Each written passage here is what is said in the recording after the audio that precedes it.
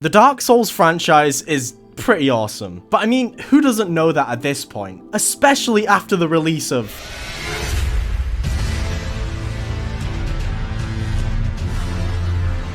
Game of the decade right here. Just saying. Talk about the franchise has completely skyrocketed. You literally can't go anywhere without hearing about From Software and their incredible games, like The Adventures of Cookie and Cream on the PlayStation 2. A common thing you've probably heard quite frequently about the Souls franchise is the fact that the vast majority of people think Dark Souls 2 is the worst one. Some even say it's one of the worst games ever made. Hell, even I take the piss out of it from time to time. You know what? The game deserves it. Yeah, stop bullying, yeah? It's really not nice. Especially coming soon after the incredible Dark Souls 1. Dark Souls 2 just felt like it took like 2 steps forward and about 80 steps back. Sure, there are some quality of life improvements here and there are some cool unique mechanics which actually make a return in Elden Ring, but overall, there's just so much wrong with this game.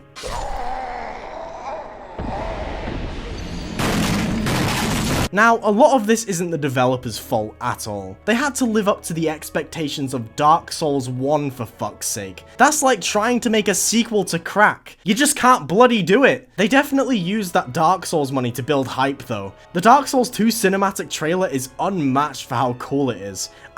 I could literally watch this shit all day. Gameplay they showed before release was cool as fuck too. They actually took advantage of the dark in Dark Souls, adding a reason to use a torch. Sadly though, none of this shit was in the final version. The lighting in the game is just... it's just kind of fucking shit. It's like they forgot to render it before shipping it out, and you can easily tell where some areas were supposed to be masked in darkness because they look like fucking arse. I love box rooms, I do. I mean, I guess there's one area, No Man's Wharf, but you don't necessarily need the torch at all. It's only useful for these Genshin Impact fans who are scared of any form of light. Bro, please! Dark Souls 2 somehow feels clunkier than Dark Souls 1 too. Hell, it feels clunkier than Demon Souls. Hell, it feels clunkier than Kingsfield on PS1. Okay, now that's a bit of an exaggeration. Something about the movement and combat in this game feels off. Your character constantly feels like they're floating slightly above the ground, like you're just gliding along. And weapons have absolutely no impact. It feels like slicing butter awkwardly, no matter how hard you hit a twat in the noggin. You could say power stancing is cool, being able to have unique moves while dual wielding, but when it feels like this, nah. What makes this worse is dodge invincibility frames are tied to a stat, the infamous Adaptability. There's a reason why this shit never made a return. It's such a stupid fucking idea. It also changes how fast you drink your G Fuel. The sponsors of today's video. Nah, I'm just kidding.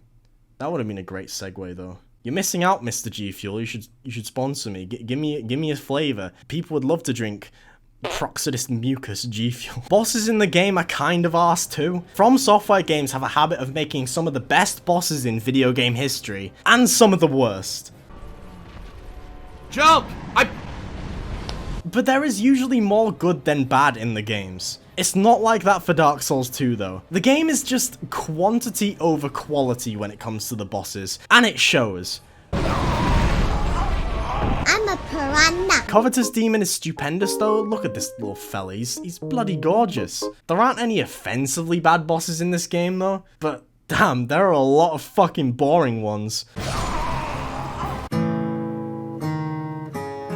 Oh, did I mention the level design? Let's talk about the fucking level design. They went from the beautifully interconnected world of Dark Souls 1 to this linear corridor level design that always just leads to a dead-end box room where you have to walk back to the start and take another path. It's like a fucking hub world for a platforming game. Oh, and we can't forget this elevator. If you played the game, you fucking know the one. The one that takes you from Birmingham to fucking World 8 in Super Mario, which is in the fucking sky for some reason. It's just baffling. I don't understand. Speaking of this lava shithole though, honestly, fuck this area. I don't know anyone who likes this area.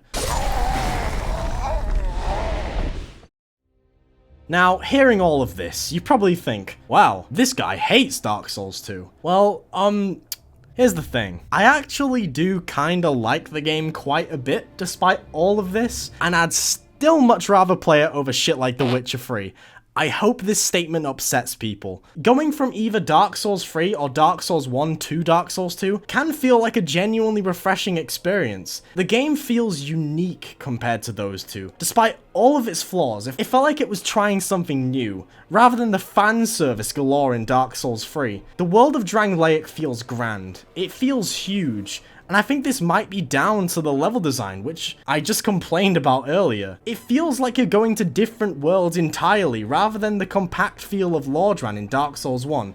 I mean, I still do prefer that though. The game has some absolutely stunning vistas too. Like, holy shit, entering Majula for the first time is an incredible experience. Coming out of that dark, gloomy cave to see this beautiful sunlight, it just gives you hope. Oh, and the theme for it?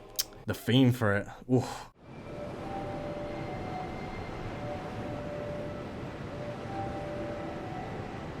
That's some good shit right there. Having to walk back to Majula after every path isn't that bad, just because of this theme song. Listening to it is like sinking slowly into a nice warm bubble bath. It's just bloody stupendous. What can I say? Dark Souls 2 has an incredible variety of armor too. The armor they used for the advertising, the Farum armor, is honestly my favorite set in the entire franchise. It's just so fucking cool. There's a lot of build variety in the game too, but I wouldn't fully know because I usually just stick to my trusty Greatsword strength build and have a good old time. Dark Souls 2 overall is definitely a good game. Hell, it's even a good RPG game. It just isn't really a good Souls game. It was an uphill battle from the start for Dark Souls 2, with the immense success of Dark Souls 1. I don't think it helped at all that Dark Souls 2 was given to the B team at From Software to develop, and Miyazaki, the director of 1, wasn't even there to direct this sequel. I think with what they had and all the limitations,